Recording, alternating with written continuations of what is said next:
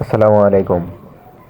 এই জেনারেটরের আর্মেচার এবং ফিল কয়েলের ভিতরে দেখুন কত ময়লা। এখন আমি সেগুলো একে একে করে সবগুলো পরিষ্কার করব আর সবগুলো দেখাবো। আমরা এখানে থিনার ব্যবহার করতেছি, এটা T6 থিনার। কেউ কেউ আবার পেট্রোল অকটেন ব্যবহার করে, কেউ কেউ মেডিসিন ব্যবহার করতে পারে। আমি এখানে T6 থিনার ব্যবহার করতেছি।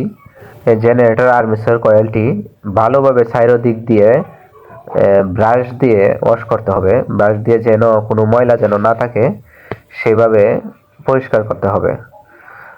বেশি করে থিনার দিয়ে পরিষ্কার করতে হবে। পরিষ্কার শেষে এটা ভালোভাবে শুকাতে হবে। শুকানোর জন্য এক সাইড উপর করে আমাদেরকে রেখে দিতে হবে।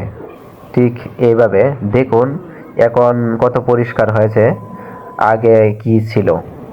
তো এখন আমরা বেরিংগুলো খুলে নিলাম, বেরিং চেঞ্জ করব।